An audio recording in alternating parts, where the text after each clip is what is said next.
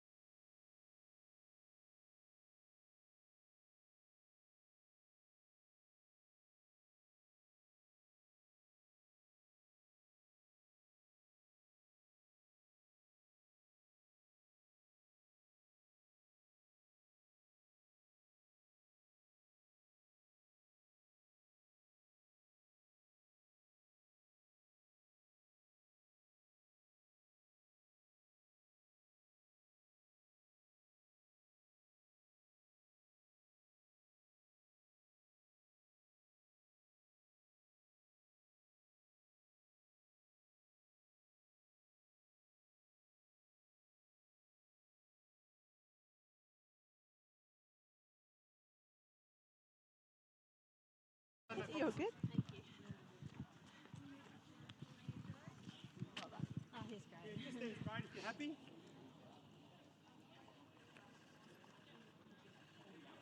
Well done, Emily. A lovely ride by you. He just kept finding for you in those final stages. Yeah, that's it. He had his first up run the other day at Hcap, and he was really good, gallant into feet coming second, so I knew he'd only improve off that. And there's a little bit of give in the track, and yeah, as you said, he tried really hard to the line. Were you given an open playbook coming into this run? Yeah, obviously utilised that sort of inside draw, but there was a fair bit of speed out wide, so I just thought I'd get a bit of cover and keep him in his comfort zone, and then was able to sort of get some clear running down the straight, and he was too good. Must be nice and satisfying to ride a winner for Jan. Yeah, absolutely. They're a great partnership there, and I'm pleased to get the opportunity, and I'm glad I could reward them. Lovely ride, well done. Thank you.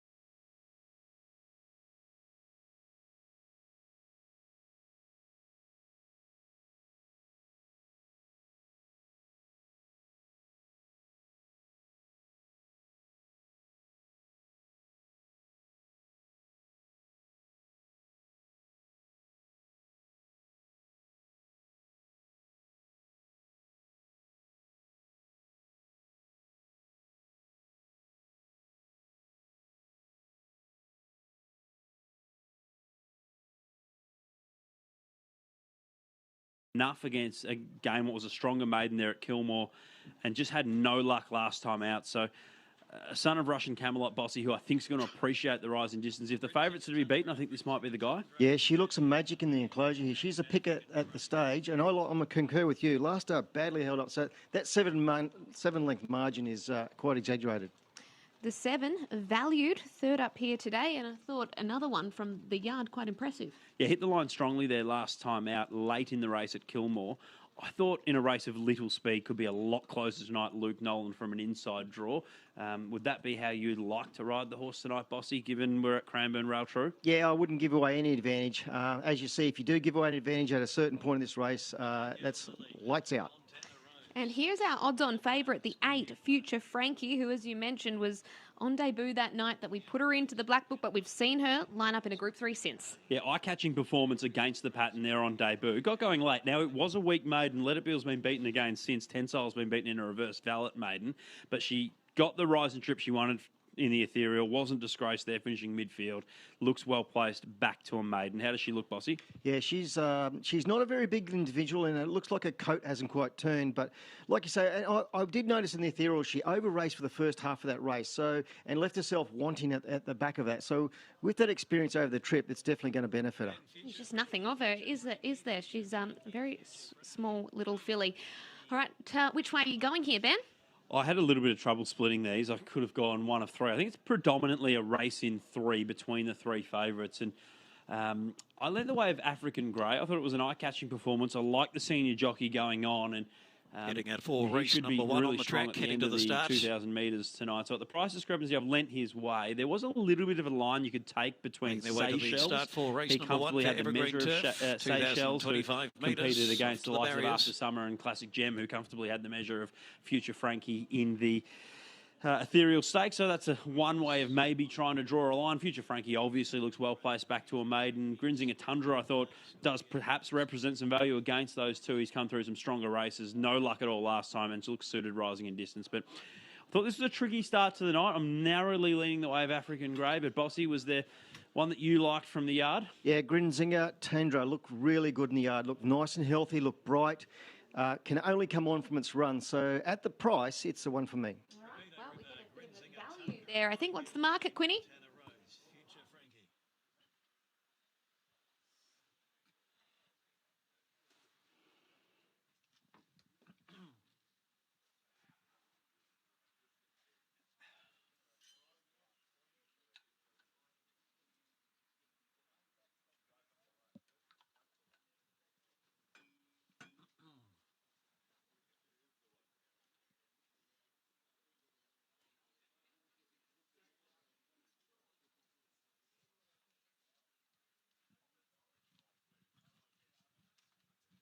Tell you what else we can get in the Ladbrokes app, Ben. We wanted to see that Trainers Challenge. We said that Julius Sandu and Mark Walker both had really good chances. When we started this yard, it was Julius $1.70 and Mark $2. Well, the punters are coming for Julius. He's into $1.60 to win the Trainers Challenge tonight, and Mark Walker at $2.10. Mark Walker's got an odds-on favourite later on as well. Sorry, he's got two odds-on favourites tonight, and he's been $1.95 out to 2.10. At one stage, Julius was $1.75, B1.95. So they're rallying for Julius. They are, and Nick Quinn's with the great man. And it always helps when the trainers that have got the good cards are always so great with the media. So, Julius, hopefully we're annoying you with the microphone throughout the course of the night, because it means you've probably won some races. But you're coming here with a really good team tonight. Got a spring in your step? Yeah, I think the horses are all coming in good order, and that's the critical part. I think they'll present well. Starting with this guy, he's a lot more relaxed today. Obviously, being his second time at the races, he's learned a bit from the first one. So, yeah, exciting night, hopefully. Now, you mentioned African Grey in the first round, a terrific third, and you're confident can take the next step tonight? Yeah, I don't see any reason why not. I think he's gone back home, he's trained on well, he's doing everything right that he needs to do back home. He's come to the race in good order, and I think something similar to what he did the previous start should hold him in good stead. We've got a few moments up our sleeve now, so what we've got, you will go through your runners tonight, because as I said, you've got a good team. Race number 2, King Tagaloa, a relatively new addition to the stable. What have you made of him as he steps up to the 1600? Yeah, a little bit unlucky in his last start from a run perspective. We had a different idea of how we wanted to race him that day, and he didn't step as well as we wanted him to. It was a bit keen amongst